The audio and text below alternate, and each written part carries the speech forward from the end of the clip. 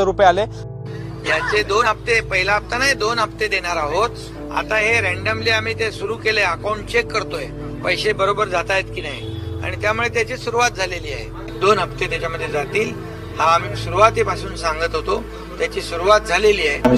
2 हप्त्यांचे पैसे एकत्र मिळाले। पैसे काढण्यासाठी बहिणींची तोबा गर्दी झाली आहे। नंदुरबार मध्ये लाडक्या बहिणींची रांग लागलेली दिसून आली आहे। दर महिन्याला हा लाभ त्या ठिकाणी पोहोचवत आहोत आणि आज खऱ्या अर्थानं महायुतीच्या सरकारच्या वतीने मुख्यमंत्री माझी लाडकी बहीण या योजनेसाठी जवळपास 36,000 कोटींची लाडक्या बहिणींसाठी आनंदाची बातमी। आता 10वा हप्ता जमा झाल्याचा मेसेज येत आहे। एप्रिलचा हप्ता मिळायला सुरुवात झाली आहे, पण सरकारने 5 नवे नियम लागू केले आहेत आणि बहिणींना 6 गिफ्ट मिळणार आहेत। आता या 5 नियमांमुळे काही बहिणींना 10वा हप्ता मिळण्यास अडचण येत आहे। बहिणींना मेसेज येत नाही, हे पैसे का जमा होत नाही, त्या मागची 5 नेमकं कारण कोणती आहेत, 5 नियम कोणते आहेत ते लगेच समजून घ्या।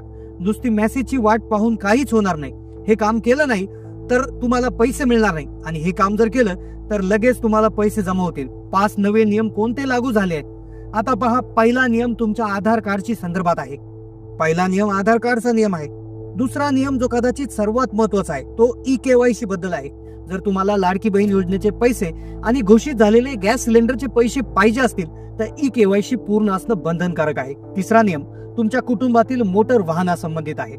मोटार वाहनासंबंधित नवा नियम आहे। चौथा नियम टॅक्स भरण्याबद्दल आहे। तुम्ही किंवा तुमचे कुटुंबीय टॅक्स भरता का, यावर बरंच काही अवलंबून आहे, ते देखील आता जाणून घ्या। 5वा नियम वयाचा आहे।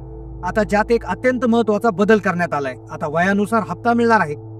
एप्रिलचा हप्ता लवकरच आता जमा होणार आहे। त्यासोबत मिळणार आहे 6 जबरदस्त गिफ्ट, 2490 रुपये। पहिलं गिफ्ट आहे 3 गॅस सिलेंडरचे पैसे। 3 गॅस सिलेंडरचे 2490 रुपये आता लाडक्या बहिणींना मिळणार आहे। दुसरं गिफ्ट आहे 10व्या हप्त्याचं। 10व्या हप्ता आता तुम्हाला 3000 रुपये मिळणार आहे।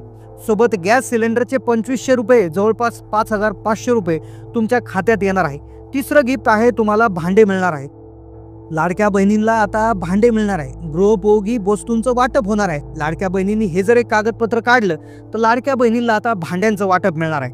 आता हे भांडे कसे मिळतील, कशा पद्धतीने मिळवायचे संपूर्ण सांगणार आहे। पुढचं गिफ्ट आहे घरकुलाचे 2 लाख। आता घर बांधण्यासाठी 2 लाख रुपये घरकुल योजनेअंतर्गत सर्व माता भगिनींना मिळणार आहे, ज्यासाठी एक छोटासा अर्ज करायचा, 1 रुपये भरून तुम्हाला देखील आता घरकुल मिळणार आहे। 5वं गिफ्ट आहे पहा शिलाई मशीन।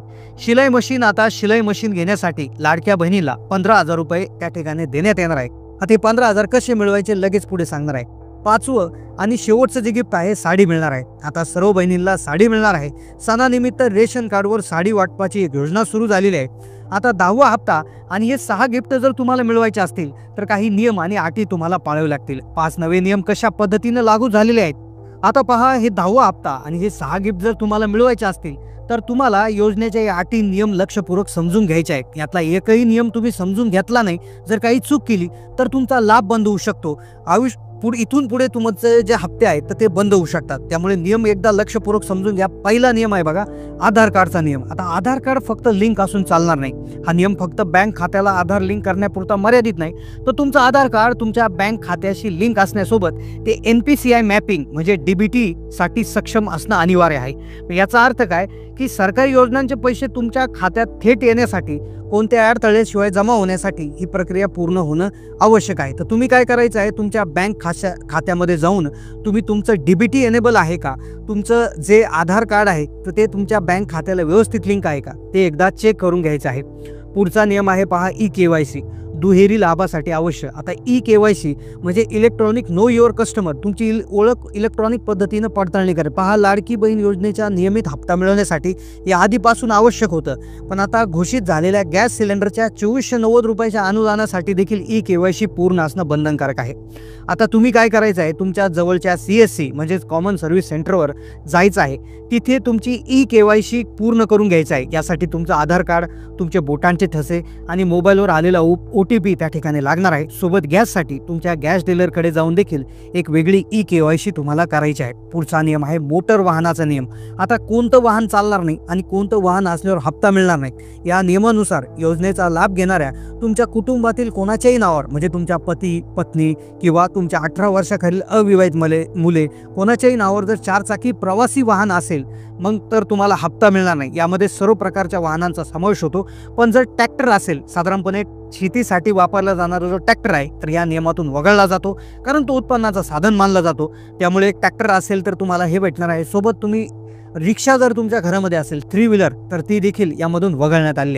आता चौथा आणि अतिशय महत्त्वाचा नियम आहे तो टॅक्स भरणा नियम किंवा इन्कम टॅक्सचा नियम. आता पहा, हा नियम अगदी स्पष्ट आहे. जर तुमच्या स्वतःच्या किंवा तुमच्या कुटुंबातील कोणताही सदस्य जर इन्कम टॅक्स भरत असेल, म्हणजेच ITR रिटर्न फाईल करत असेल, तर तुम्ही या योजनेसाठी पात्र नाहीत. अर्थात ही योजना समाजातील दुर्बल घटकांसाठी आहे आणि जे आयकर भरण्यास सक्षम आहे त्यांना या योजनेतून वगळण्यात आलेलं आहे.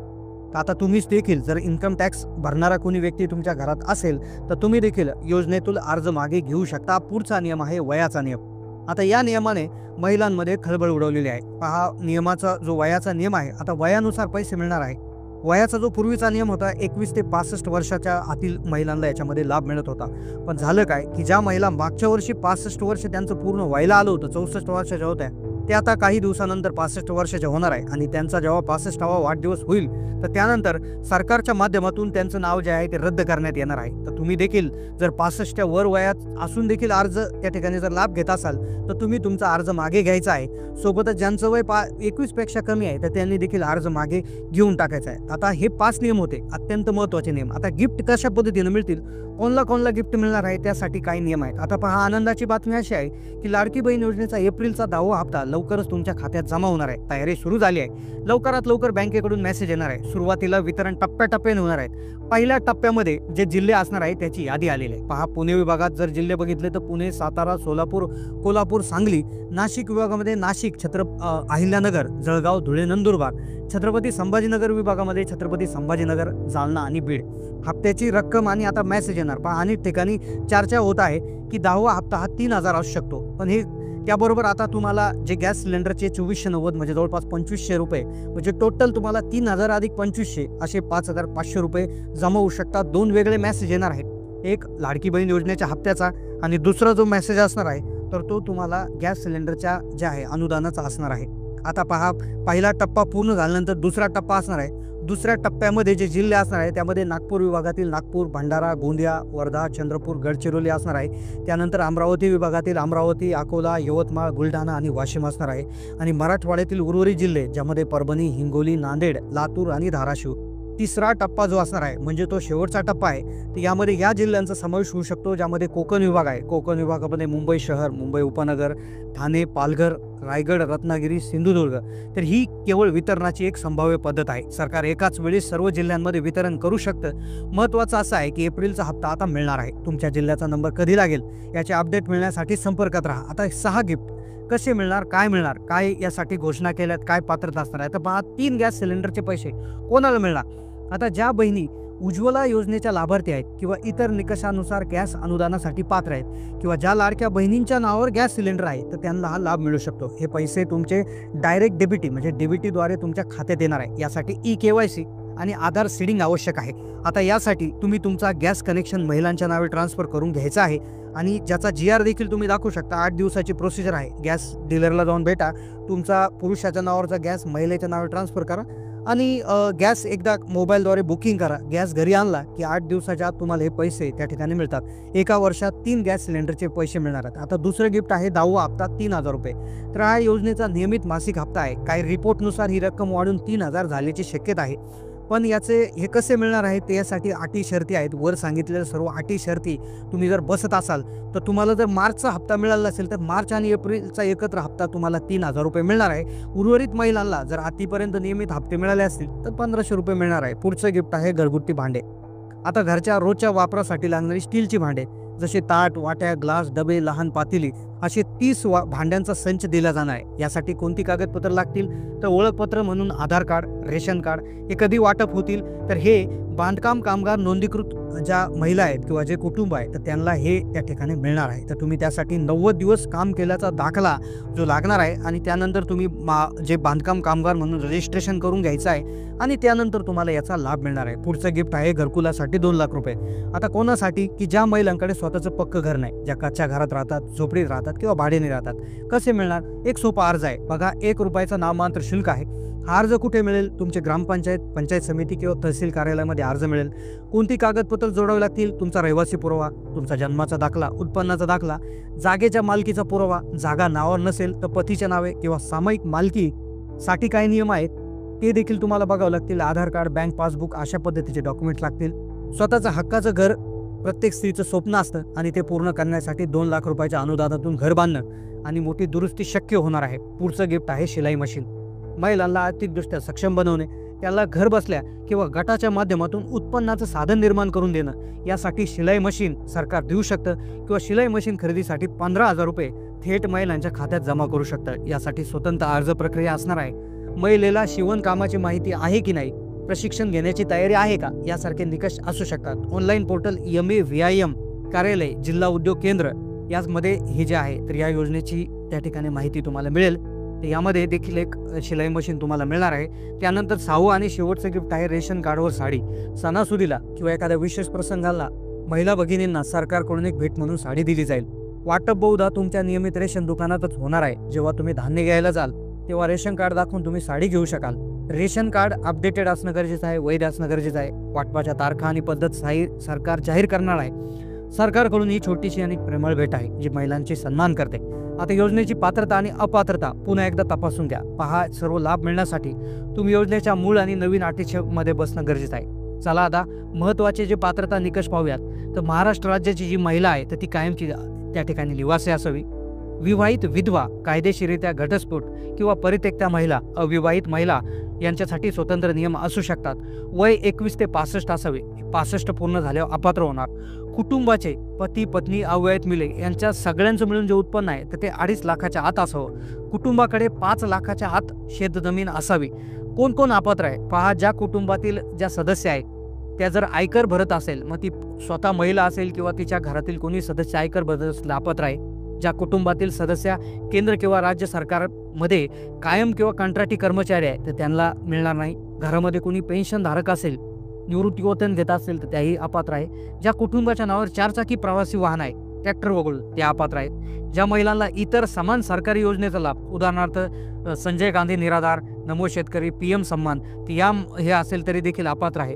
किंवा वर्तमान माजी किंवा आजी खासदार, आमदार, जिल्हा परिषद सदस्य, इतर कोणी सरकारी योजनेमध्ये निवडून गेलेलं असेल तरी देखील त्या महिला अपात्र आहे. सरकारी महामंडळ जे आहेत तर त्यामध्ये जरी कोणी निवडून आलेलं असेल तरी त्या कुटुंबातल्या महिला अपात्र आहेत. वय 21 ते 65 त्या ठिकाणी असणं गरजेचं आहे. आता पहा, बँक खात्याच्या बाबतीत तुमचं काहीतरी एक त्या ठिकाणी नियम आहे. राष्ट्रीयकृत बँकामध्ये खातं असेल तरच त्यामध्ये शक्यतो पैसे येतात. शक्यतो state bank of India, bank of Baroda, Punjab national bank, Canara bank, union bank, bank of India, bank of Maharashtra, central bank, Indian bank अशा राष्ट्रीयकृत बँकेचं खातं असणं सोयीचं असतं. DBT आणि NPCI मॅपिंग यासाठी महत्त्वाचं आहे. तुमच्या बँक खात्याला आधार प्रॉपरली लिंक असणं गरजेचं आहे. यासाठी तुमचं खातं नियमित चालू असणं गरजेचं आहे. खातं निष्क्रिय नसावं. खात्यामध्ये व्यवस्थित बॅलन्स असणं गरजेचं आहे.